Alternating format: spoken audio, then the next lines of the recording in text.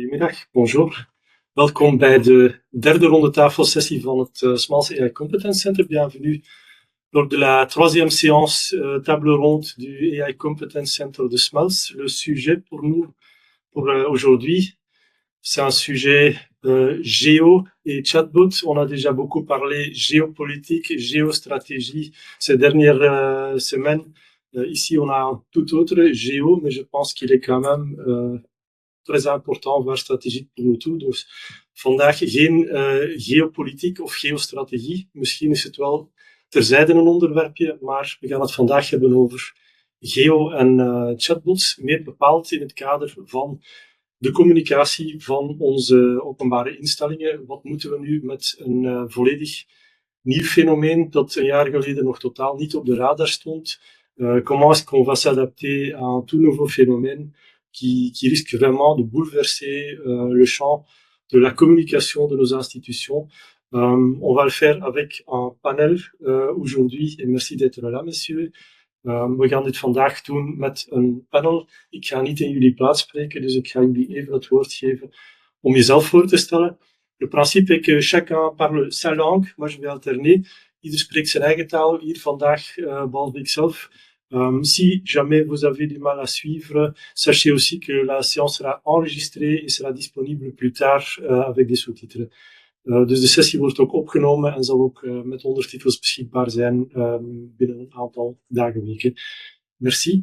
Et Raphaël, est-ce que peut-être que vous... Oui, bonjour, je suis Raphaël Naxic, je suis web copywriter au sein de Smalls.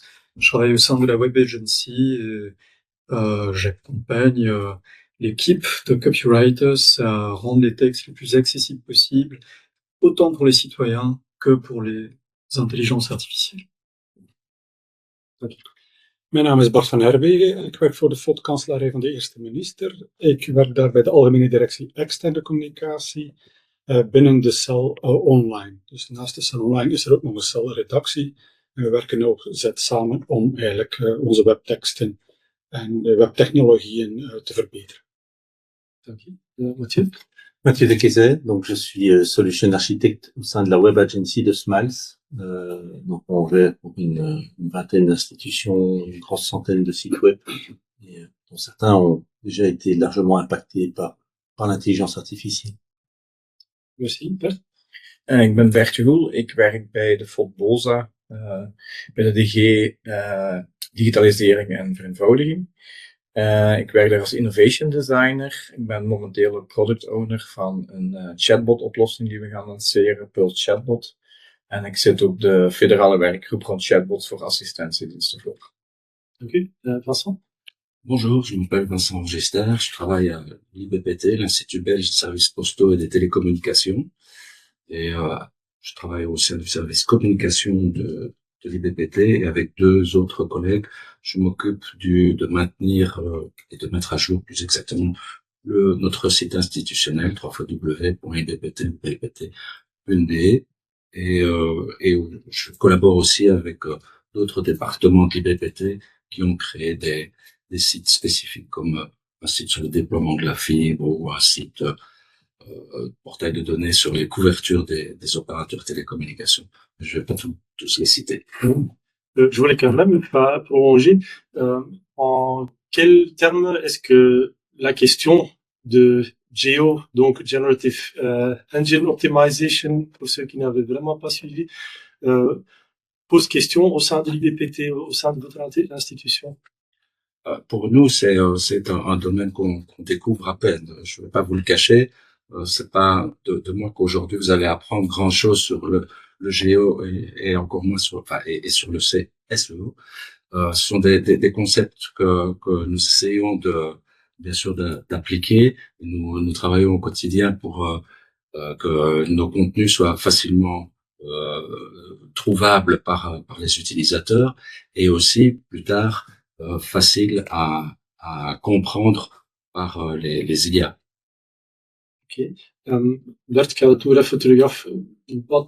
Wat is voor jullie de agenda rond geo? Waar zijn jullie preciezer mee bezig bij BOSA? Ja, voor ons is het ook een nieuw opkomend fenomeen. En ik denk een uitdaging waar we momenteel ja, ook voor staan. Zelf werk ik eerder aan een chatbot binnen assistentiediensten, dus niet zozeer gericht op het verbeteren van de bestaande data op websites, dat die gevonden worden door eender welke bot. Maar ik denk, ja, de challenge van Geo is duidelijk. Absoluut. Et donc, la façon dont j'aime voir les choses en termes de géo et SEO, c'est vraiment de voir les choses en termes d'accessibilité, dans le sens où le but d'un site web institutionnel est de fournir une information qui soit le plus correcte, le plus à jour possible, mais également le plus accessible. Et quand on dit accessible, c'est vraiment à tous les publics. Et donc, quelque part, je dirais dans la famille des gens à qui on s'adresse maintenant, il y a les intelligences artificielles et les intelligences génératives, les LLM. Ça change quand même pas mal la donne parce que c'est à la fois un outil qu'on va utiliser pour améliorer nos sites web, mais jusqu'où on peut aller, j'imagine là-dessus, parce que la qualité des données est importante et reste ce qui est important, mais va nous aider à détecter des erreurs et des problèmes. Mais d'un autre côté, on voit aussi sur certains sites web, pas tous, mais que ça a un impact sur le trafic même et sur la vue des sites web en tant que tel. Et donc, est-ce que ça vaut encore la peine d'investir? Oui, certainement, parce que dans les AI encore plus qu'avant, c'est la qualité des données et les données qui fait tout. Merci. Wel, als ik daar even mag op inpikken, inderdaad, als ik even de statistieken bekijk, ik heb ze deze morgen nog eens even afgetoetst met mijn collega. Dus op belgium.be hebben wij meer dan 1.500.000 bezoeken per maand. En wij zien daar een spectaculaire daling naar 1 miljoen per maand. Het zijn grove cijfers, dus iets minder dan een derde aan mindere bezoekers. Hoe springen we daar nu mee om? Wel, voor mij, ik ben ook nog verantwoordelijk binnen de externe communicatie voor de registratie van de domeinnamen. En hier en daar doe ik wel eens een proefje om een site te bekijken. Maar een van de eerste zaken dat u zou moeten kunnen doen, is verifiëren of uw site wel gevonden kan worden door AI. En voor mij is Geo geen rocket science, dat is SEO+.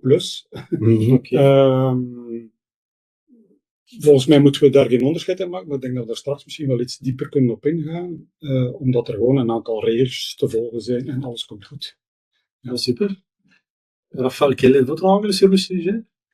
Et moi, je rejoins tout à fait l'angle et de Mathieu et de Bart, parce que c'est vrai que les mœurs changent, la manière dont on utilise le web change littéralement. Et donc, nous, en tant que copywriters, ça nous oblige à rendre les textes, bien sûr, accessibles aux utilisateurs, mais la nouvelle donne, ce sont effectivement ces intelligences artificielles. Et donc, on met en place toute une série de techniques, de pratiques pour nourrir les intelligences artificielles, pour rendre les contenus institutionnels captables et surtout cités comme source d'autorité. C'est vraiment devenu le nerf de la guerre. Là où avant, en termes de SEO, on se battait pour le clic, aujourd'hui on se bat pour la citation et l'accessibilité. Tout à fait. Donc pour bien résumer l'état de la question, c'est là où avant on présentait de l'information à nos citoyens. Et j'insiste qu'en tant que gouvernement ou en institution gouvernementale, on a un rôle sociétal là-dedans. On est censé donner les infos justes, les infos officielles.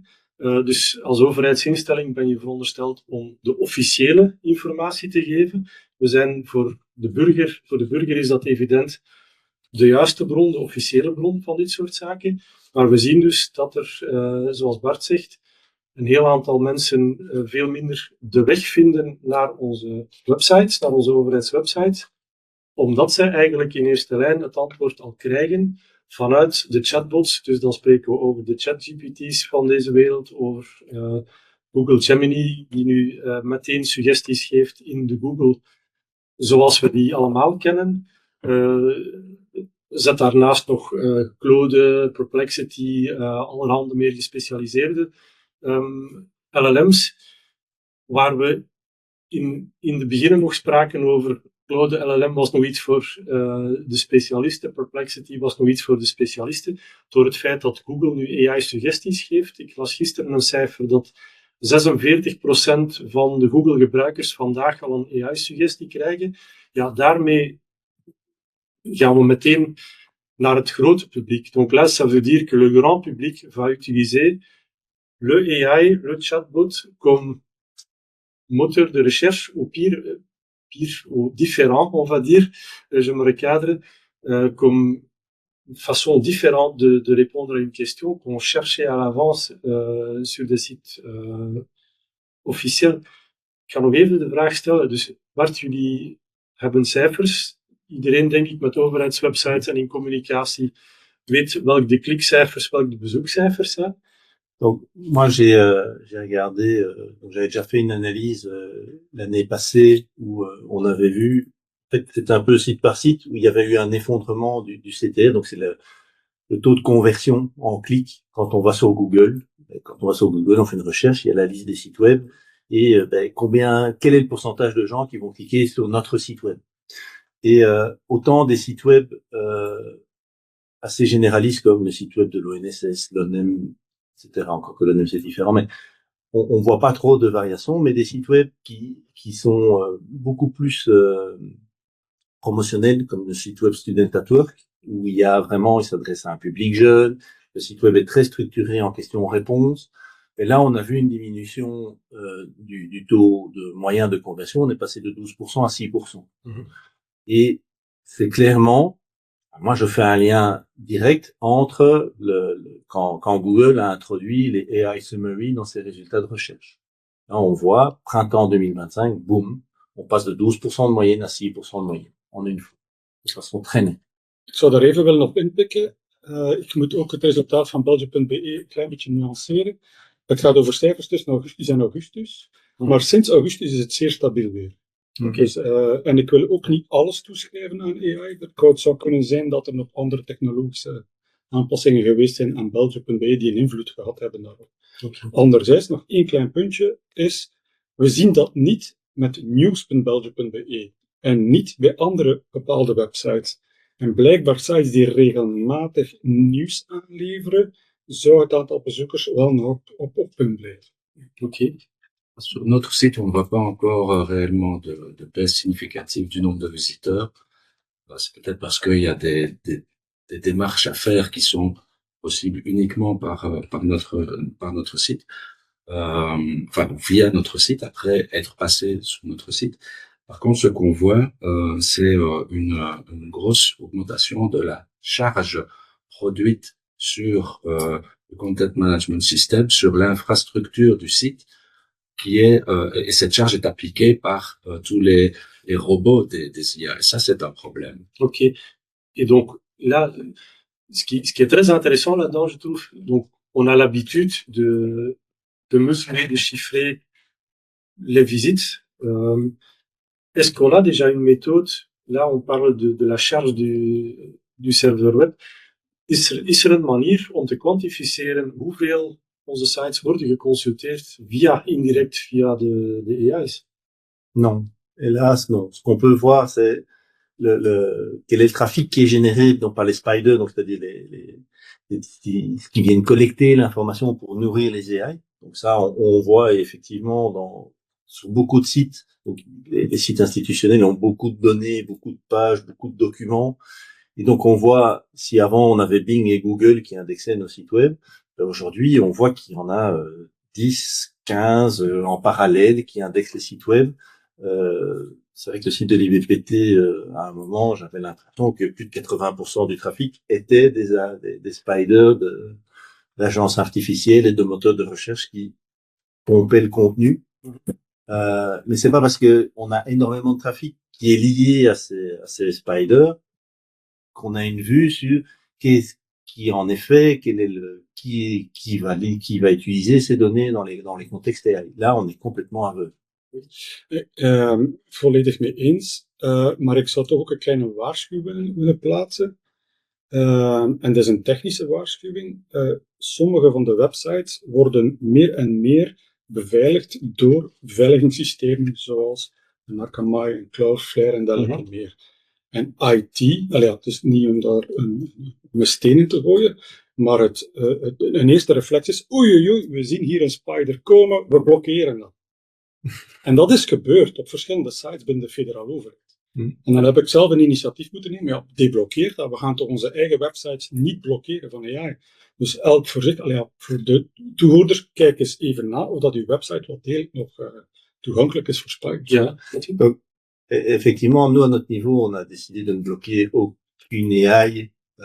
Mais donc, j'ai quand même un problème de fond à surfacturer les institutions parce que, ah oui, on a 15 AI qui sont en train de pomper votre site web en même temps. Donc, on a quand même mis des limites pour leur dire, vous n'êtes pas tout seul, allez à votre rythme. Et donc, on a mis un throttling en place qui permet de limiter ce trafic.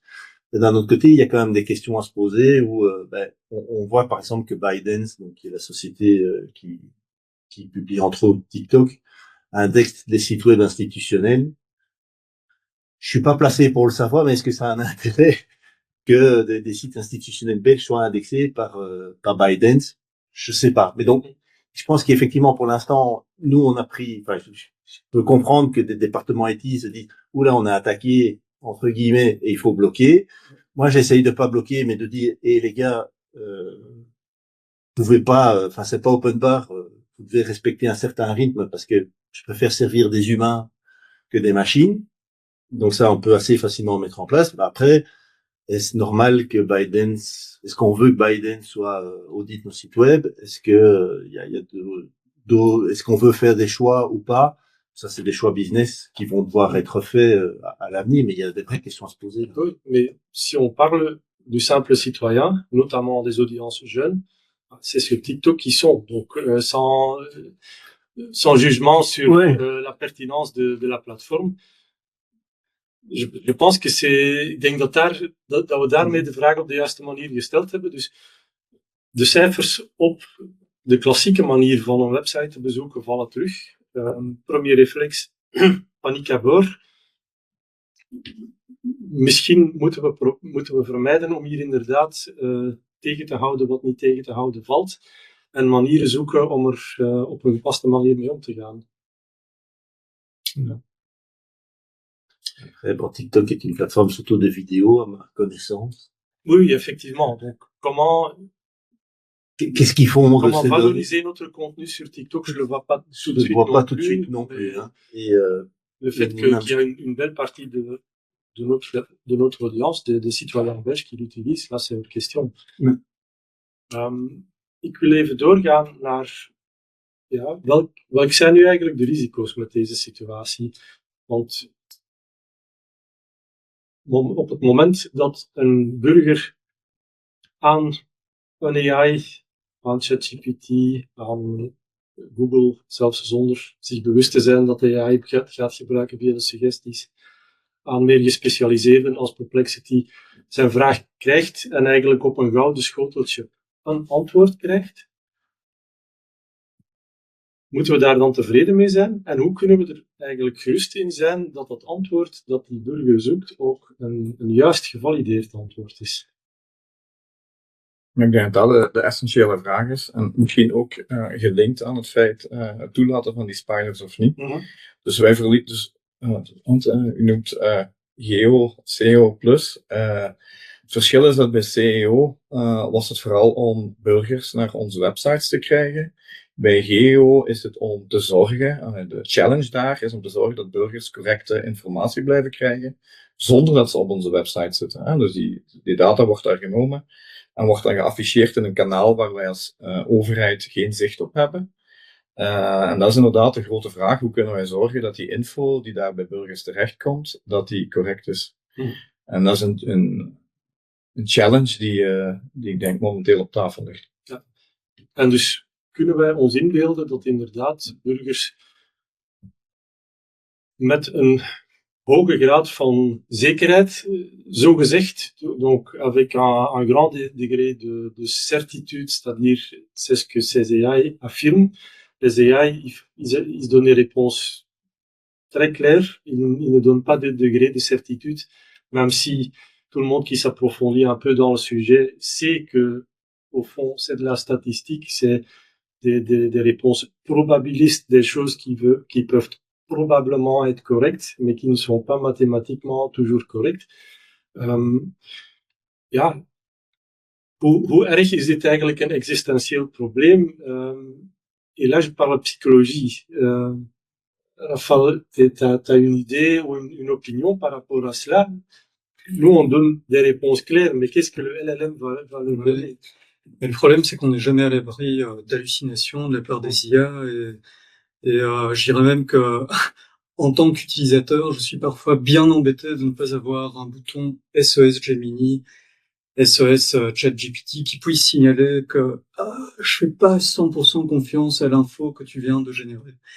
Et donc, on en revient à un des nerfs de la guerre actuelle, c'est que sans corpus éditorial solide et authentifiable à 100%, bien structuré, bien balisé pour les intelligences artificielles, en fait, on est sur du contenu creux, du contenu qui est rendu invisible.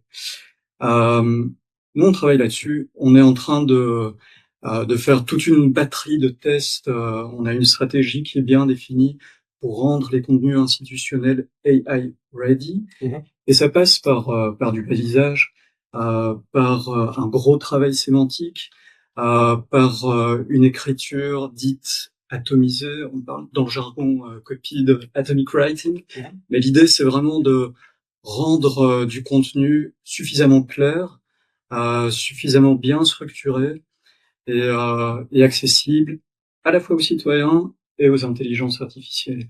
Et donc voilà, ça passe par un gros travail de réécriture, d'optimisation, mais qui au final est du win-win, parce qu'on parvient à produire du contenu qui soit à la fois accessible aux utilisateurs et qui puisse être authentifié comme une source d'autorité par les AI. D'autres commentaires? Allez, Herbert? Ik heb een quote gevonden op internet over het verschil tussen SEO en GEO. Dus SEO bepaalt of je kan gevonden worden of niet. GEO bepaalt of je accuraat zal geciteerd worden nadat je gevonden bent. Ja, dat is eigenlijk de essentie, denk ik, van het geheel. Dus als je met GEO begint, moet eigenlijk je SEO al in orde zijn en moet je gevonden kunnen worden. Dus de eerste voorstelling die ik zou willen doen is uw site bereikbaar voor AI? En hoe doet je dat dan, is dan de volgende vraag.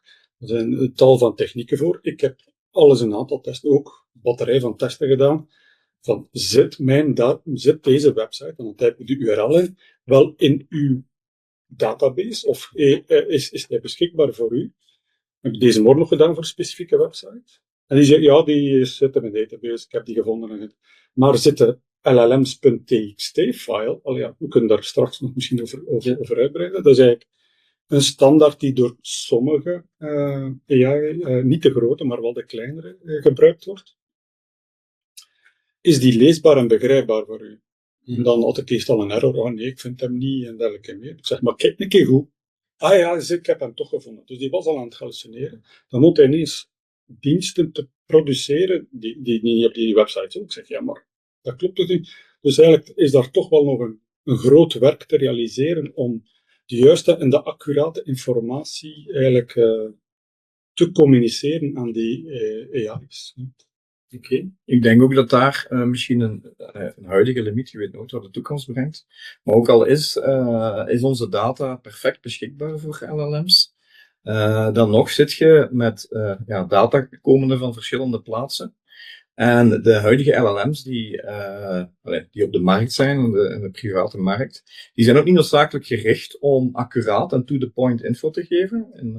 Er is een onderzoek dat in februari van dit jaar gepubliceerd is door het Open Data Instituut, waarbij ze voor de Gov UK info 11 LLM's hebben getest met 22.000 vragen, dus overheidsgerichte vragen, waar dan vooral uit bleek, er wordt vaak foute informatie gegeven door de LLM's, maar vooral ook niet to the point.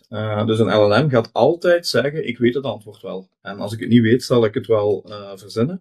Gaat ook veel bijkomende info geven, waardoor het idee van inclusieve, begrijpbare taal soms weggaat in een hele blabla van zaken die minder to the point zijn.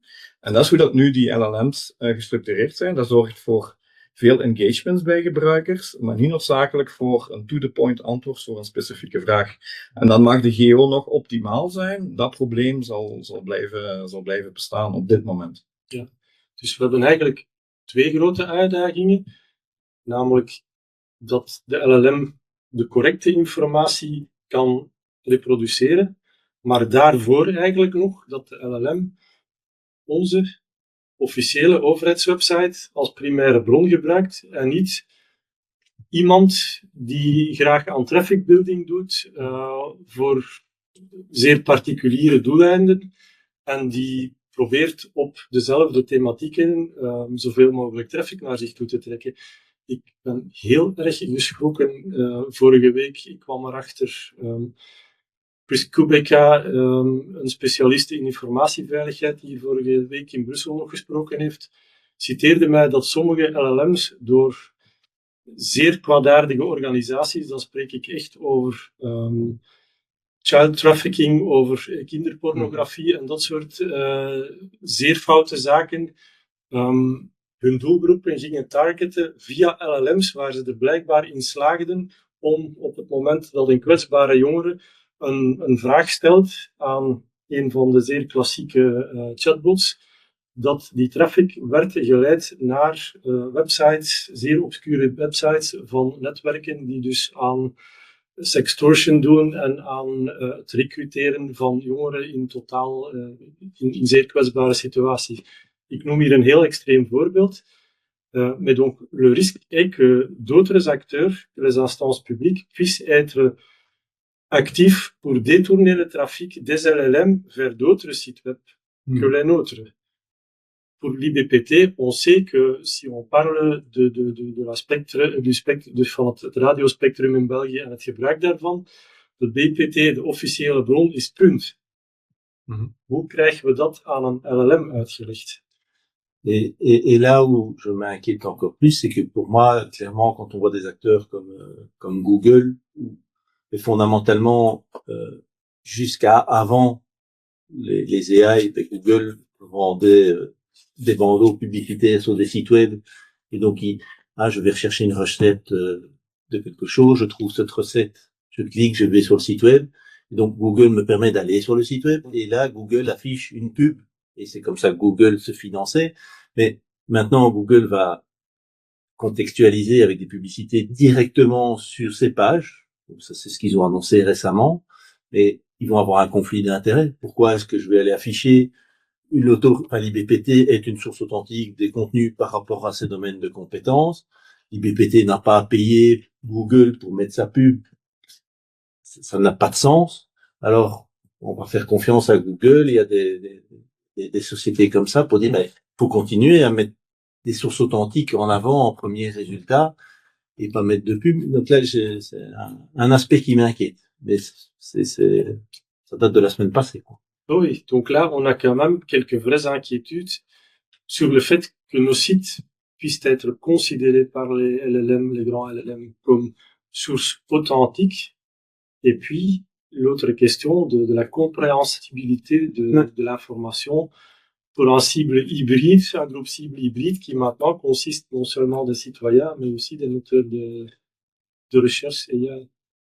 Ik denk, het zijn een paar aspecten die ik zou willen aanhalen. Het is een eigen citaat, dus het is niet iets dat uit het federaal komt, het is een persoonlijke mening, maar we moeten meer gaan naar het idee van in Gov we trust. Ja? En dan zijn er een aantal tools die momenteel al ter beschikking zijn, die bij de kanselarij actief zijn. Het .be-logo, op elke website consequent dezelfde header en footer gebruiken, dat het officiële informatie is van de federale overheid. We vallen in herhaling. Een producten- en dienstencatalogus die mooi uitgewerkt is, die zegt dat zijn de beschrijvingen en dergelijke meer. Voor GEO gaat dat enorm belangrijk worden, in de zin van, als je je productenpagina's en je dienstenpagina's gaat beschrijven volgens een bepaald principe, dan spreekt men van websemantiek, van van bepaalde standaarden, schema.org en een aantal technische elementen. En de juiste beschrijving, zoals een LLM graag heeft dat het gedetecteerd wordt, dan kun je om dat trust level te verhogen, kunt je daar wel een steentje aan bijdragen. Anderzijds, ja, de federale header en het .be-logo. En dan ook domeinnaam. Het beheer van alle domeinnamen. We hebben er ondertussen bijna 4000, denk ik, voor de federale overheid. Zonder nog maar alle subdomeinnamen van fgov en belgium.be erbij te rekenen. Ik dacht dat ik in een database er 22.000 heb. Begint ook daarmee. En morgen een nieuwe website of een nieuwe domeinnaam gaan kopen, sowieso. In bepaalde veiligheidsfilters wordt die al tegengehouden omdat de domeinnaam te recent is en een kans op of een risico is om gezien te worden als een spoofing of andere website. Het zijn zo allemaal van die elementen, de datum van je domeinnaam en zo. Er zijn tal van mogelijke zaken. En die autoriteit en die zijn er technische aspecten waar dan daar moet op gelet worden, zodat de domeinnaam tenminste erkend wordt als fgov.be, belgium.be als officieel? Donc là, il y a vraiment un travail à faire où pour les LLM, il faut vraiment des marques d'autorité claires. Et pour moi, ça veut dire qu'au niveau fédéral, un point .fgov.be, un point .belgium.be est obligatoire. Les institutions qui n'ont pas ça doivent se dire il faut qu'on passe vers des domaines comme ça pour nos URL canoniques. Donc, URL canonique, c'est vraiment on va dire à Google, on va dire aux AI, ça c'est le nom de domaine de référence de mon contenu, même si j'en ai d'autres, ça c'est l'URL de mon site web, la seule et l'unique, la source authentique de mon site web. Et là, il faut marquer clairement qu'on est la source authentique en utilisant un .fgov.be, en utilisant un belgium.be, peut-être en réduisant aussi le nombre de sites web, en faisant des sites web peut-être moins wow, avec plus de... Donc on parlait des efforts rédactionnels, de faire des choses avec des cas concrets, des facs et des choses comme ça, mais peut-être aussi moins de vidéos, moins d'images, plus de texte. Donc il peut y avoir des impacts à plusieurs niveaux. Intéressant, parce que pour certains professionnels de la communication, on va dire, ah, mais vidéo, c'est tendance, c'est très bien. Là, on parle de fac. D'accord avec mon collègue. Justement, en termes de stratégie de communication et stratégie GEO, les vidéos, les contenus YouTube avec transcription sont des mines d'or pour les IA. Et donc, il y a tout un travail aussi pour les communicants, pour les spécialistes du marketing, à réaliser en termes de citation building. Tu parlais d'une éventuelle campagne au niveau fédéral, in Gov We Trust. Je crois que c'est des messages qu'il faut répliquer, qu'il faut dupliquer au maximum. Il n'y a rien de tel en marketing que le matraquage. Et au plus, on va faire comprendre aux IA qu'il faut cibler ceci, qu'il faut cibler un site en fgov.be. Au plus, elles vont considérer ces sites comme des sources d'autorité. Et donc, il y a tout un travail, en fait, de contenu aussi, et de citation building à réaliser sur des sources d'autorité comme Reddit. Ça peut paraître contradictoire, mais ce serait intéressant de placer des discours institutionnels avec des liens directs vers les pages institutionnelles sur Reddit, sur YouTube, sur Wikipédia. C'est vraiment les trois gros sites, les trois grosses plateformes que les LLM vont scanner en priorité. Volledig akkoord. Ik wil daar nog één ding aan toe. Weet je waarom dat ze YouTube gebruiken om de AI's te voeden? Om de simpele en eenvoudige reden dat de mensen daar energie en tijd en geld in gestoken hebben, dus de informatie zal wel waar zijn. En dat is eigenlijk de achterliggende reden. Dus zo small talk, nee, moet echt gefundeerd zijn, checklist, duidelijk, infrastructuur. Maar ja, het is zelfs zo dat ze nu een van de zaken die je moet doen in een checklist voor geo-optimalisatie van pagina's, dat je eigenlijk de eerste 2-3 zinnen eigenlijk moet aangeven dat dit moet geciteerd worden. Dus je kunt dat eigenlijk al meegeven bij AI's om die citaatzinnen mee te geven in de resultaten van de AI's. Dus het is iets helemaal nieuw. Ja. Zeer interessant. En dat gekoppeld aan een valk. Misschien nu een beetje van de hak op de tak springen, maar Ja, dus Dat is denk ik dat... ik wil nog even het woord misschien verder geven. Vincent, vous aussi, me semble que vous regardez Falk notamment comme outil pour rendre les contenus de l'IBPT qui sont plutôt spécialistes, on va dire, pour un public cible très spécifique, pour les rendre accessibles via les LLM. Oui, on y pense, mais en tout cas, notre cible principale, on reste quand même focus sur les citoyens. C'est en pensant à eux qu'on rédige, en essayant de vulgariser, pardon, les sujets qu'on traite, et puis alors de les rendre compréhensibles et accessibles au sens OSCAG du terme. Mais ce n'est qu'après, dans une sorte de second niveau, que on pense aussi à la structure de la page, peut-être à l'enrichir avec un résumé ou ce qu'il faut retenir ou quelque chose comme ça. Et alors, effectivement, la méthode Falk, que je connais pas vraiment, mais dont Raphaël pourra nous en parler plus longuement, c'est un outil qui semble vraiment, enfin, ou une méthode qu'il faut appliquer pour arriver à ce but. Donc là, on parle vraiment de la partie textuelle du contenu, donc facile à lire et à comprendre, ça j'ai déjà retenu. Enfin, sans être trop long, qu'est-ce qu'on doit savoir par rapport au Falk?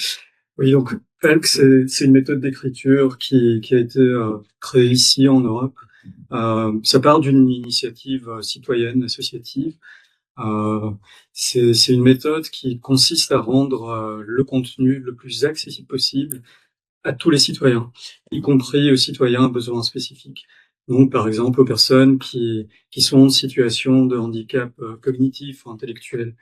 Là où ça devient intéressant, c'est qu'avec cette écriture atomisée, parce que l'idée du Falk, c'est d'avoir une structure de phrase extrêmement simple, sujet, verbe, complément, en très peu de mots en français, on gravite autour de 10, 12 mots maximum par page, par phrase, pardon, et d'avoir une structure très très claire.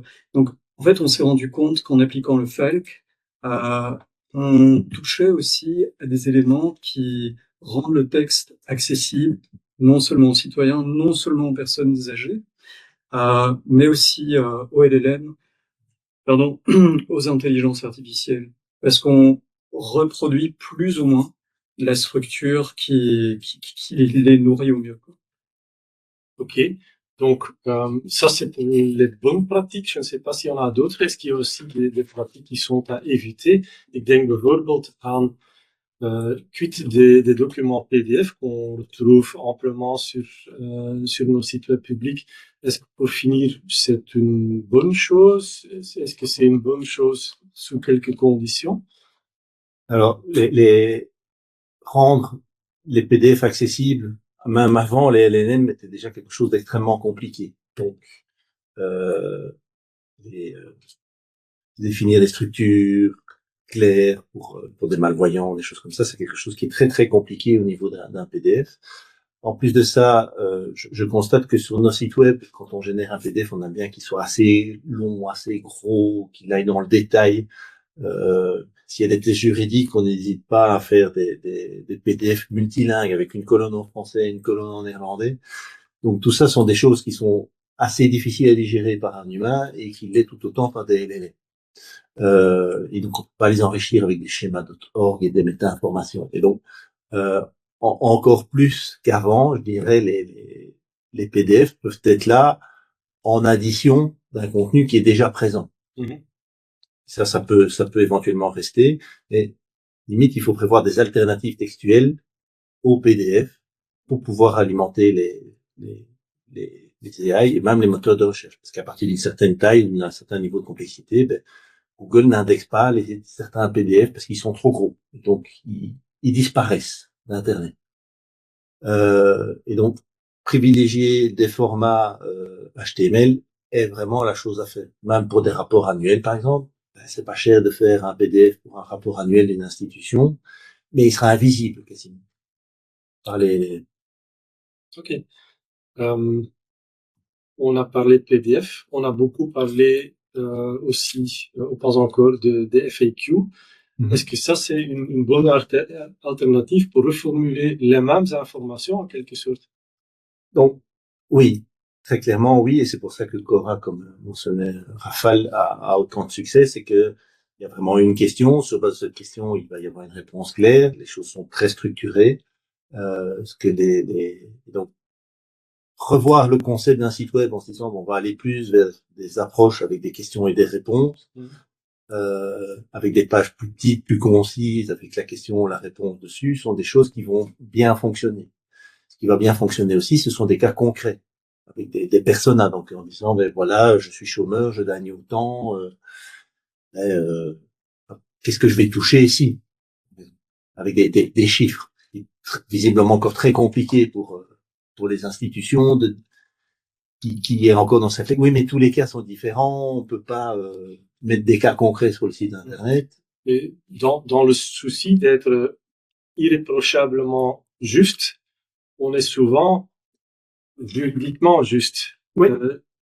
Ik denk, is dat een van de grote uitdagingen als public sector, om met juridische of semi-juridische informatie om te gaan en om die eigenlijk te gaan brengen in verstaanbare taal, in FAQ. Wat ça? Chez nous, on a sur notre site, plus exactement, il y a 2 portes d'entrée. Une porte qui ouvre de l'information qui est censée offrir les réponses que cherchent les citoyens, et puis une deuxième porte qui s'ouvre sur le monde professionnel, qui est directement impacté par les décisions, les communications, les consultations que l'IBPT lance. Et effectivement, c'est toujours une grande difficulté à résoudre entre les intérêts, le côté compréhensible, le côté court et donc pratico-pratique de l'information pour les consommateurs, qui est mis en balance avec oui, mais on ne couvre pas l'entièreté du sujet, où il y a encore une exception. C'est toujours difficile, il faut négocier avec les producteurs de contenu pour que on arrive à quelque chose de cohérent. On s'affranchit plus facilement de ces contraintes du côté du contenu, enfin qui a des contenus professionnels, parce que là on s'adresse à un nombre de personnes beaucoup plus petit, qui est habitué à notre jargon, qui l'utilise même lui-même. Donc à ce niveau, on peut faire cette économie-là. Ok, merci. Et effectivement, vous parlez de producteurs d'information. Est-ce qu'il y a aussi un côté organisationnel dans cette histoire? Is er ook een organisatorische kant aan? Moeten wij ons anders gaan organiseren? Hebben we andere profielen nodig? Je pense, Rafale, vous allez avoir beaucoup de travail, il me semble. Comment est-ce qu'il faut s'organiser pour bien absorber cette évolution? Ik denk dan vooral aan het standpunt, hoe dat de burger daarmee omgaat. Want je spreekt daarvan in Gov We Trust. Ik denk dat dat een heel goed concept is en dat burgers nu inderdaad overheidsinformatie, ga ik naar de overheidswebsite. Als wij nu gaan zeggen, we gaan het gemakkelijker aanbieden aan allerlei chatbots, die overheidsinformatie, ja, hoe gaan burgers dan in de chatbot zelf weten of de informatie correct is? Gaan wij ervan uitgaan dat die chatbots altijd de bron gaan weergeven, dat de burgers dan die bron wel checken? Wat bijvoorbeeld, want ik denk het idee van op elke website is herkenbaar naar design toe, hetzelfde .be logo, dat ook helpt voor trust. Maar nu, in de huidige context van chatbots, waar haalt de burger die trust? En wat moeten wij als overheid doen om daar eigenlijk een beetje ons burgers te beschermen? Want wat u zegt naar informatie, een chatbot, het onderzoek van het Open Data Instituut komt daar ook zo, die gaat nog meer juridische info vulgariseren. In lijn van, ik wil altijd een antwoord geven. Ik wil de burger altijd pleasen. En gaat dan soms over details heen gaan in dat concept. En Wat moeten wij als overheid daarin doen? Dat is een open vraag, denk ik. Is het antwoord dan, en dat is dan ineens ook het andere deel van ons onderwerp, moeten wij dan als overheid, in plaats van te vertrouwen op ChatGPT, Perplexity, Google AI en al diegenen, waar uiteindelijk we toch geen zicht hebben op wat nu uiteindelijk de kwaliteit is van het antwoord dat de burger daar zal krijgen, moeten we het zelf gaan doen? Ik heb daar een persoonlijke mening over. Als ik als burger met mijn overheid in contact zou komen en ik ga naar belgië.be, in mijn geval Vlaanderen.be, weet ik veel, Gent.be of een andere gemeente, of mijn provincie waar ik in woon, wil ik eigenlijk de informatie die voor mij van toepassing is, als antwoord krijgen uit een AI. En ik denk dat we als overheid eerder daar moeten naartoe gaan. Dat heeft wel een aantal gevolgen. Hè? Dus mijn persoonlijke mening is dat er een bot zou moeten zijn op elke overheidswebsite, die door de overheid beheerd wordt, die niet hallucineert. Dat kan perfect al vandaag. Hè? Er zijn proefprojecten opgezet. Bij BOSA zit er ook al heel lang mee bezig. Maar voor mij mag dat ook achter een loginscherm zitten. Hè? Dus dat niet publiek toegankelijk is, dat ook om de kosten te beperken en dergelijke meer. Dus ik heb een aantal reflecties die ik hier allemaal op tafel gooi, waar ik onmiddellijk aan denk.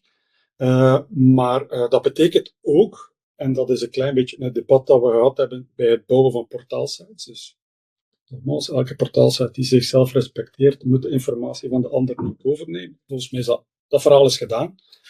Focust u op uw eigen informatie, dus de authentieke bron, en geef enkel maar informatie over uzelf. En de AI's via technologie in de achtergrond zullen wel die informaties van al die andere websites koppelen. De MCP-protocols zijn al in voege en dergelijke. Dus ik denk dat er nog een hele weg te gaan is. Vermoedelijk een beetje Chinees, maar... ja, voor sommigen MCP-protocol gaat misschien een beetje ver. Maar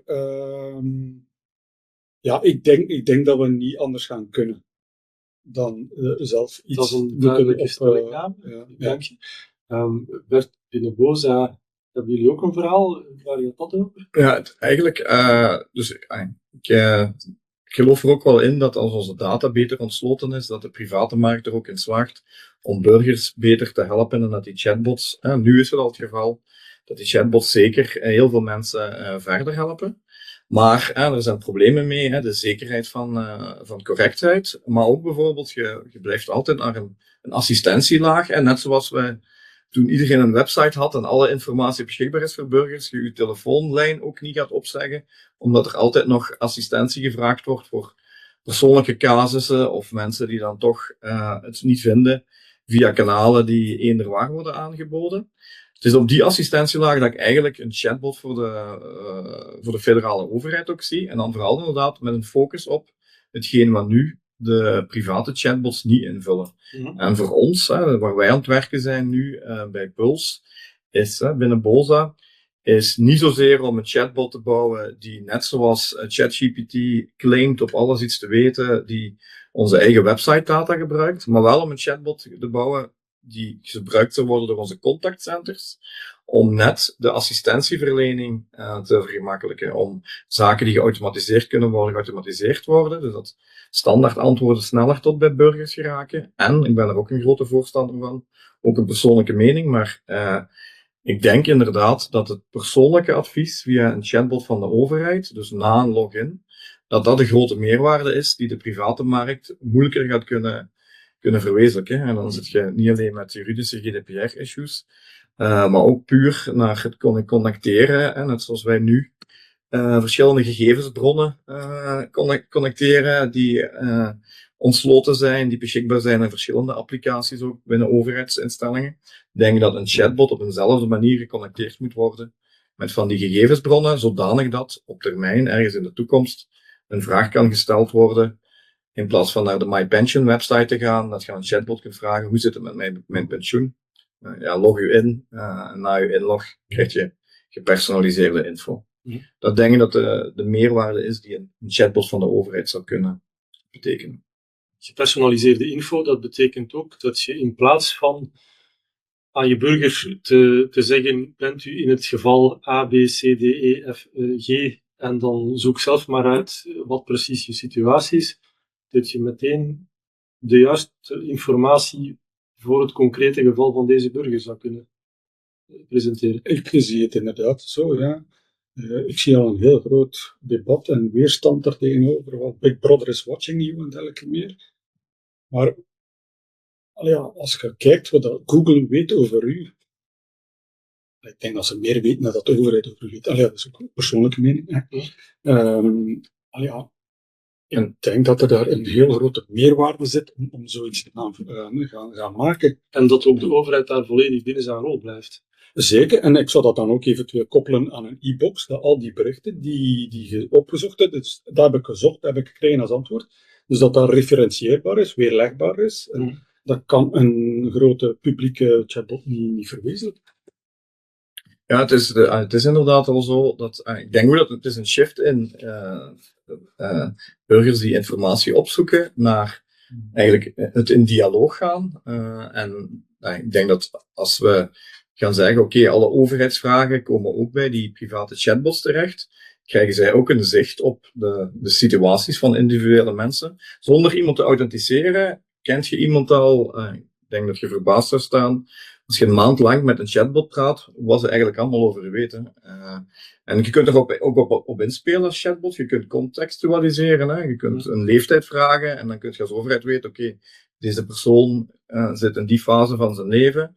Dus dit is meer de info waar hij naar op zoek is. En dus ik denk, er zijn wel stappen te gaan. En ik denk het argument van Google weet al heel veel over ons. Als wij...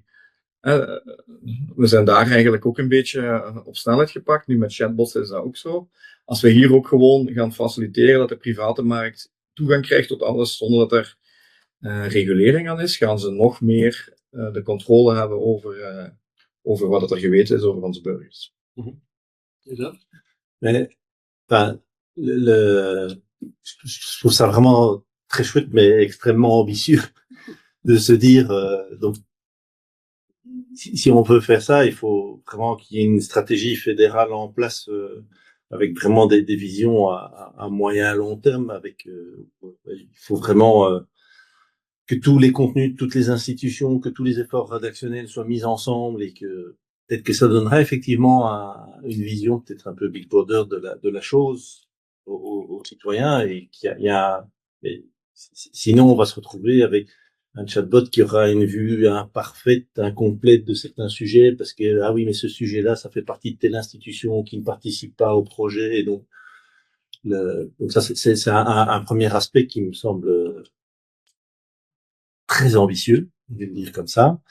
Et l'autre aspect est, pour moi, de dire, ouais, mais ça va pas empêcher les gens de continuer à utiliser leur chatbot dans leur coin, parce que moi, je préfère Gemini, moi, je me contente de Google Summary, où voilà, ce besoin-là restera, il va rester entier, et sans compter le côté où il va falloir éduquer les gens en leur disant, ben, tu ne peux pas croire directement ce qu'une AI va te répondre, il faut vérifier les sources, tu dois croiser les AI aussi, ça peut avoir un sens, et bien donner du contexte, parce que si tu donnes pas du contexte, il va croire que tu es un citoyen français et te répondre complètement à côté.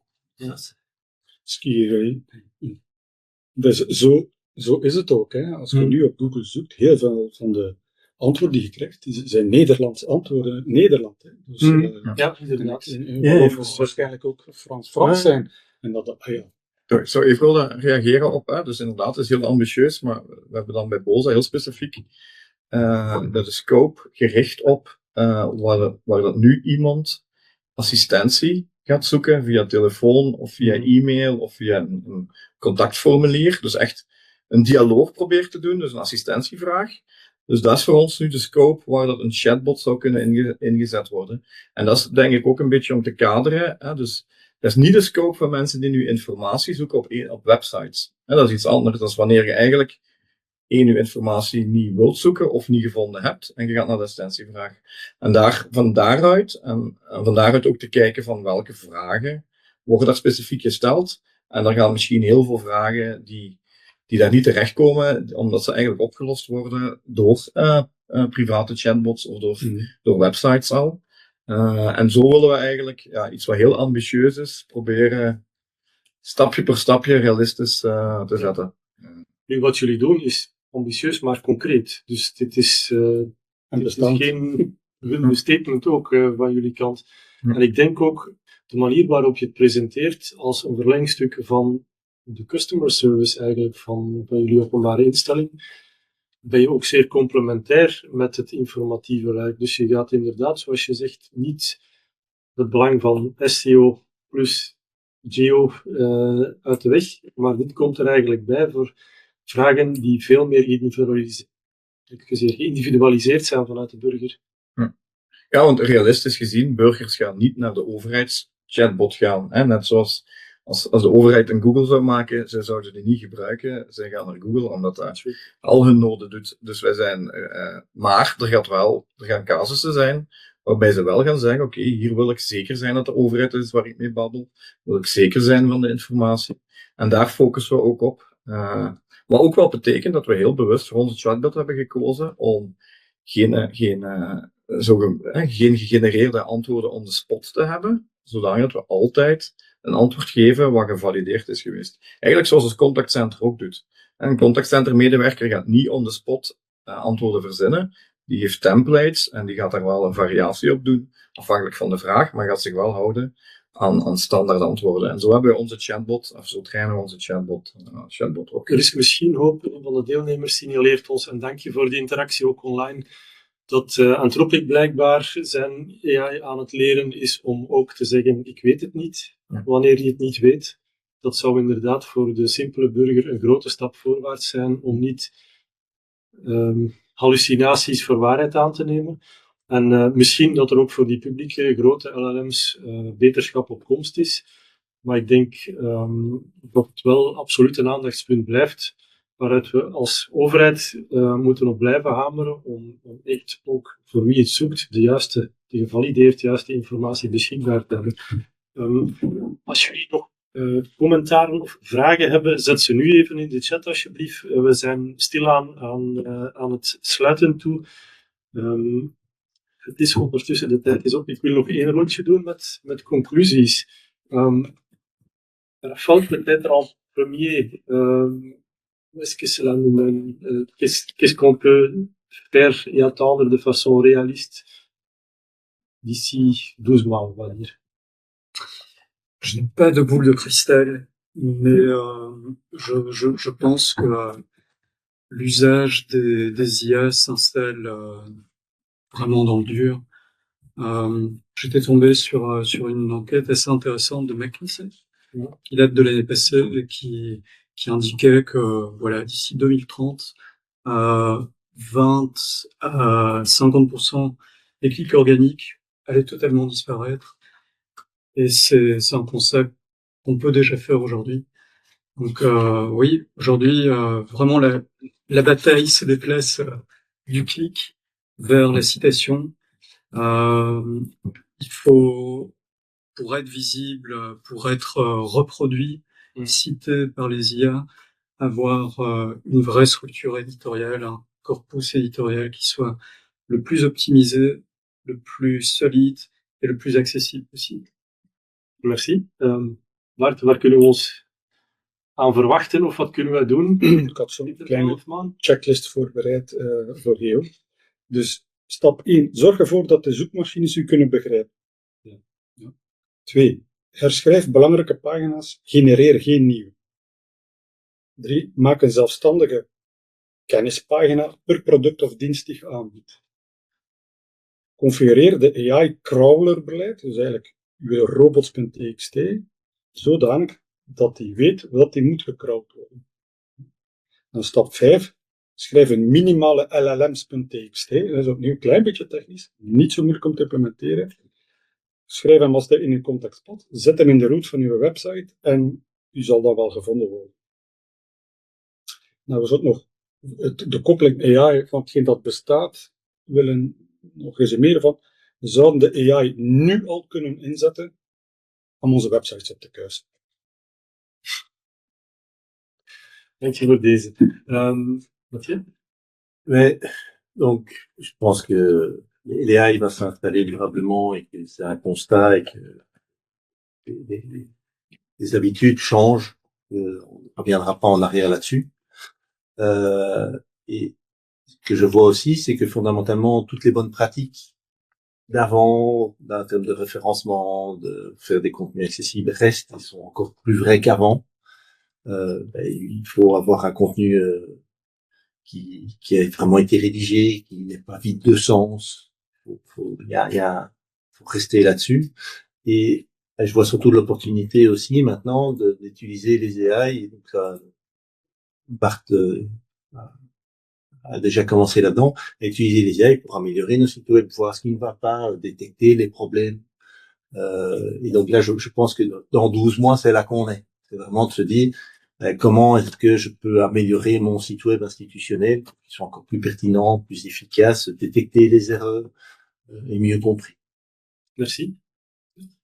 Ja, ik zou er gaan willen toevoegen, want we hebben dat nu niet echt aangeraakt, maar net zoals wij accessibility checkers hebben, is het misschien een idee om een checker te hebben hoe friendly zijn wij voor spiders, voor onze data beschikbaar te hebben. Dat is één aspect en ik denk wel dat we daar altijd, het idee van zorgen dat we onze data heel goed beschikbaar stellen, dat we dat altijd wel moeten koppelen aan zorgen ook dat wanneer die dan aan de burgers wordt gegeven, dat op een manier gedaan wordt die voor hun de meerwaarde creëert die wij eigenlijk ermee willen creëren. Hoe? Dat is een open vraag die we vandaag niet hebben kunnen beantwoorden, maar hopelijk in de toekomst wel. Dank je. Vincent? Qu'est-ce qui me frappe moi aussi comme Mathieu, c'est que tous ces outils se répètent et si actuellement l'usage qui se répand, c'est d'interroger des chatbots, des fenêtres spécialisées de résumés ou de réponses toutes préparées. Je pense qu'une stratégie de communication des sites web, institutionnelle, c'est peut-être aussi d'aller sur d'autres terrains, trouver là où sont les utilisateurs, ceux qui cherchent de l'information. Et c'est principalement les réseaux sociaux, différents, YouTube, Facebook, Instagram. Et par exemple, l'IBPT est en train de rédiger et de préparer des contenus sur base des contenus de son site web qui seront publiés sur ces plateformes-là où les gens circulent, où les gens s'informent aussi, et où parfois ils cherchent. Et donc, tant que le but est de les ramener vers notre site web à partir de ces accroches-là, la quête de l'objectif, de l'authentification de l'information, il sera atteint. Merci. Onze tijd is op. Désolé, mais nous avons déjà légèrement explosé le temps alloué. Ik wil nog eens heel hartelijk iedereen bedanken die vragen heeft ingestuurd, die er gewoon bij was vandaag. En ik hoop dat het voor jullie interessant was. Je veux donc, une fois de plus, vous remercier d'être là. À tout le monde, notamment aussi qui a soumis des questions. Et j'espère que vous avez eu les réponses, même si sur un domaine aussi technologique et aussi rapidement en pleine évolution, on n'aura certainement pas donné la dernière des réponses. Merci encore et je l'espère à une prochaine édition pour le AI Competence Center. Hartelijk dank en tot ziens bij ons AI Competence Center. Dank je.